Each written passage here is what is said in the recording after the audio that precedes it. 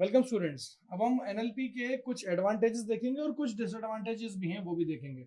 सबसे पहले हम बात करते हैं अच्छी अच्छी, और सबसे अच्छी बात यह है कि हम इसके एडवांटेजेस देखते हैं। जब आप एनएलपी को इम्प्लीमेंट करते हैं तो यहाँ पे एक्चुअल में यहाँ पे आप बिल्कुल कंप्यूटर से कम्युनिकेट करना चालू कर देते हैं। मतलब कंप्यूटर को लिटरेट इतना कर दिया आपने कि वो कम्युनिकेट कर रहा है सीधे सीधे हमसे।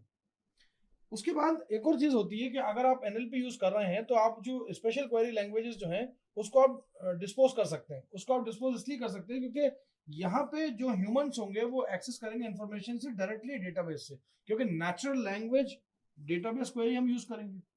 अच्छा, इंफॉर्मेशन जितनी भी वर्ल्ड वाइड चलती है, जो डेली जैसे रिसोर्सेज होते हैं, जो न्यूज़पेपर होते हैं, मैगजीन्स होती हैं, जो रिटन मटेरियल होता है, ये पूरा का पूरा एक कैप्सूल फॉर्म में कंटेंट हो जाता है। अब जैसे हमें आज से पहले जब हम न्यूज़पेपर पढ़ा करते थे या मैगजीन्स देखते थे डेली, तो होता क्या था कि हमें बहुत सारे सोर्सेज से इंफॉर्मेशन मिलती थी।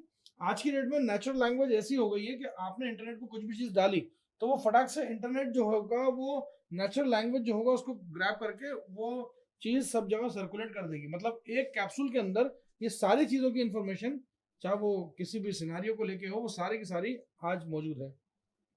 जब आप एनएलपी सिस्टम को लेके आए तो आपके घर के जो लोग थे, जिनको शायद जो कंप्यूटर साइंस के नहीं थे, उन्हें भी हमें अपने घर का हिस्सा लगने लगा वो, और आप डायरेक्टली वो लोग भी कम्युनिकेट करने लगे मशीन से। मतलब एलेक्सा का एग्जांपल मैंने इसलिए दिया था क्योंकि एलेक्सा जो है वो एक ऐसा चीज़ है जो कि बड़ी सस्ती सी और बड़ी आसानी से अवेलेबल है मार्केट में, और उसको कोई भी कम्युनिकेट कर सकता है, उससे कोई भी बात कर सकता है, नो मैटर व्हाट वो प्रोग्रामर है या नहीं है। तो एनएलपी जब स्पीच रिकॉग्निशन और सिंथेसिस के साथ जुड़ती है तो फिर वो कमाल ही कर देती है। मतलब ये कि आप एक ह्यूमन असिस्टेंस रखने के बजाय एक कंप्यूटर असिस्टेंस रखिए जो कि आपको अपनी सारी बातें आप उससे कर सको और वो आपको सारे प्रॉब्लम्स के सॉल्यूशन दे सके। ये तो बहुत अच्छी अच्छी बातें हुई एनएलपी की, लेकिन अब ये सब करने के लिए जो प्रॉब्लम आती है वो ये आती है कि आपके कुछ सेंटेंसेस, कुछ बातें, कुछ वाक्य ऐसे होते हैं जो कि एनएलपी जब उसको एनालाइज करता है तो उसका करेक्ट मीनिंग उसका रिट्रीव करने में थोड़ा सा असमर्थ हो जाता है, कभी कभी एम्बिगस हो जाता है और बीच मझदार में रुक जाता है। तो मैं अब वो सेंटेंसेस के नाम लूंगा जिनमें एम्बिग्विटी होती है। ठीक है, तो सबसे पहले मैं वर्ड्स की बात करता हूँ। वर्ड्स में अलग अलग तरह के वर्ड्स और अलग अलग तरह के लोग और अलग अलग तरह के लोग, उनके अलग अलग तरह के मतलब। जैसे मान लो मैं एग्जांपल लेता हूँ, दिस फ्लैट इज टेरेबल। अगर कोई इंग्लिशमैन, अगर कोई अंग्रेज, कोई लंदन में अगर कोई व्यक्ति रहता है तो इसका मतलब ये होगा कि दिस फ्लैट इज टेरेबल, मतलब ये जो फ्लैट है, जिस जो जो घर है, ये बड़ा ही खराब है, टेरेबल है। लेकिन अगर कोई अमेरिकन होगा तो उसके लिए फ्लैट का मतलब होता है पंचर, उसकी गाड़ी जो है, टायर जो है पंचर हो गया। तो अमेरिका के लिए क्या होगा ये कि ये फ्लैट जो होगा ये पंचर कहलाएगा।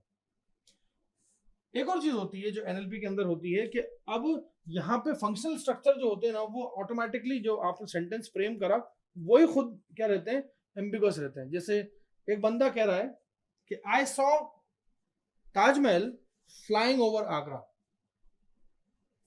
I saw Taj Mahal flying over Agra, मतलब मैंने ताजमहल देखा जब मैं आगरा के ऊपर से फ्लाई कर रहा था। एक तो ये मतलब है इसका। दूसरा मतलब ये, मतलब मैं उड़ रहा था, मतलब पर्सन उड़ रहा था। दूसरा मतलब ये कि I saw Taj Mahal flying over Agra, मतलब आगरे के ऊपर से ताजमहल फ्लाई हो रहा था। तो ताजमहल फ्लाई हो रहा था या मैं फ्लाई हो रहा था, ये एम्बिग्विटी है। मैं मानता हूं कि ह्यूमन ब्रेन तो कहेगा कि नहीं साहब, ताजमहल नहीं उड़ सकता, हम ही उड़ सकते हैं, तो हम सही है। लेकिन ये चीज नेचुरल लैंग्वेज प्रोसेसिंग में फंसा देती है आपको एम्बिग्विटी के अंदर, क्योंकि ये सेंटेंस तो वो लेगा, वो सेंटेंस लेगा तो उसके तो दो मायने, उसके हिसाब से तो ताजमहल उड़ रहा है या फिर आप उड़ रहे हो।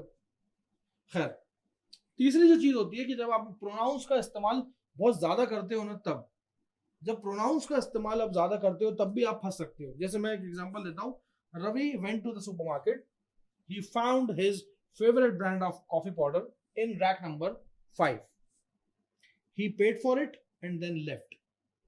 बहुत आसान सी बात है और आप समझ रहे हो मैं कॉफी पाउडर की बात कर रहा हूँ जो बिका है, जो खरीदा गया है। लेकिन ये जो इट इसने वर्ड लगाया ना, ही पेड फॉर इट, ये इट रिफर्स टू व्हाट? क्या वो सुपरमार्केट खरीदा गया है, कॉफी पाउडर खरीदा गया है, या रैक नंबर 5 ही खरीदी गई है? क्योंकि इट के अंदर उसने सिर्फ इट लिख के छोड़ दिया, तो इट में कुछ भी मेंशन नहीं किया। Ravi went to supermarket, he found favourite brand of coffee powder in the rack number 5, he paid for it, he paid for supermarket, he paid for coffee powder, he paid for rack number 5, complete rack number 5। तो ये जो है it जो है ये एक dilemma produce करेगा, क्योंकि ये एक्सटेंसिव आपने इसमें क्या कर दिया, प्रोनाउन यूज कर दिया, और प्रोनाउन जब एक्सटेंसिव होते हैं तो एम्बिग्विटी आ जाती है। उसके बाद एक और चीज होती है कंजंक्शन। कंजंक्शन जो होते हैं, कंजंक्शन नेचुरल लैंग्वेज में क्या होते हैं कि रिपीटेशन जो होते हैं मतलब अवॉइड कराते हैं हम किसी फ्रेज के अंदर। तो अब जैसे मान लीजिए मैं एक एग्जांपल लेता हूँ, Ram and Shyam went to restaurant while Ram had a cup of tea and Sham had tea। अब राम के टाइम में तो आपने लिखा had a cup of tea, वो शाम के टाइम में लिखा had tea, Shyam had tea। तो ये जो सेंटेंस है ना, जिसमें आपने had a cup of tea को सप्रेस कर दिया और शाम के टाइम में had a cup of tea नहीं लिया, सिर्फ had लेके छोड़ दिया, ये थोड़ा सा ह्यूमन तो अंडरस्टूड कर लेता है लेकिन मशीन थोड़ा सा नहीं कर पाती। तो इसलिए कंजंक्शन जो है जो यूज होते हैं नेचुरल लैंग्वेज के अंदर, ये सेंटेंसेस को रिपीट करने के लिए नया होता है। मतलब जैसे had a cup of T 2 बार लिखते इसलिए उन्हें हैड लगा दिया, आप तो ठीक है समझ गए लेकिन मशीन नहीं समझ पाएगी। अगला होता है इलिप्स। इलिप्स जो है वो बहुत बड़ी मेजर प्रॉब्लम होती है नेचुरल लैंग्वेज की। और इलिप्स को जिस तरह से होता है कि मैंने आपको कुछ वाक्य बोला, जैसे हमारे फादर ऑफ द नेशन कौन है करके मैं चुप हो गया और आपने बोल दिया महात्मा गांधी, ठीक है आपको मालूम है। या फिर चाचा नेहरू किसको कहते थे, तो आपने बोल दिया, उधर से ऑडियंस ने बोल दिया पंडित जवाहरलाल नेहरू को। ये बात जो है ये आपका रिकॉर्ड ट्रेस कर लेता है लेकिन हमारा मशीन जो है वो ट्रेस नहीं कर पाती, बहुत डिफिकल्ट होता है उसको ये करने के लिए। अगर मैं बोला कि what is the length of river Ganga, तो ऑटोमेटिकली मुझे आंसर मिल जाएगा जितना भी किलोमीटर से, या कावेरी जो भी बोलूंगा। तो ये क्या होता है, इलिप्स होता है। इलिप्स का मतलब ये होता है कि आधा टुकड़ा, बाकी आधा टुकड़ा जो है वो पब्लिक जोड़ती है, ये जो आधा टुकड़ा है ये पब्लिक जोड़ती है, ऑडियंस जोड़ती है। तो ये ह्यूमन ब्रेन तो जोड़ लेता है लेकिन मशीन्स के अंदर ये बड़ी परेशानी आती है कि आपको इलिप्स आपने दिया और वो इलिप्स दूसरा जोड़ ही नहीं पाया। तो ये कुछ 5 प्रॉब्लम थी जो एनएलपी सिस्टम के अंदर आती हैं। तो इसको मद्देनजर हम बोल सकते हैं कि एनएलपी की कुछ परेशानियां भी हैं और अच्छाई हैं, हमारे को यूजर फ्रेंडली बनाता है। तो इस तरह के सेंटेंस जाके द फ्लैट इज टेरेबल, मैं इंग्लिश वाले कुछ समझ रहे हैं, अमेरिका वाले कुछ समझ रहे हैं।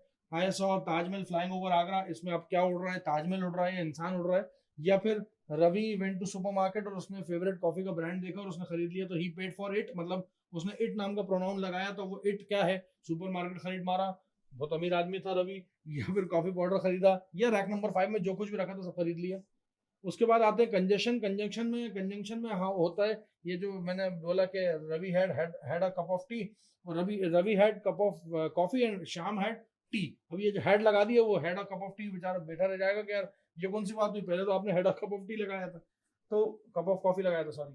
तो इसलिए आप इसको ध्यान से देखें। और 5वें नंबर पे है इलिप्स, जो मैंने इसका छोटा सा नमूना भी बनाया एक डायग्राम के तौर पर समझाने की कोशिश करी कि आपने बहुत सारी चीजें, ह्यूमन ब्रेन में क्या होता है कि जब आप बोलते हो तो वो ऑटोमेटिकली रिस्पॉन्स बैक करती हैं और उसका जवाब आ जाता है और पब्लिक देती है उसका जवाब। तो यहाँ पे भी आपका ये जो एनएलपी सिस्टम है वो थोड़ा सा परेशानी में आता है।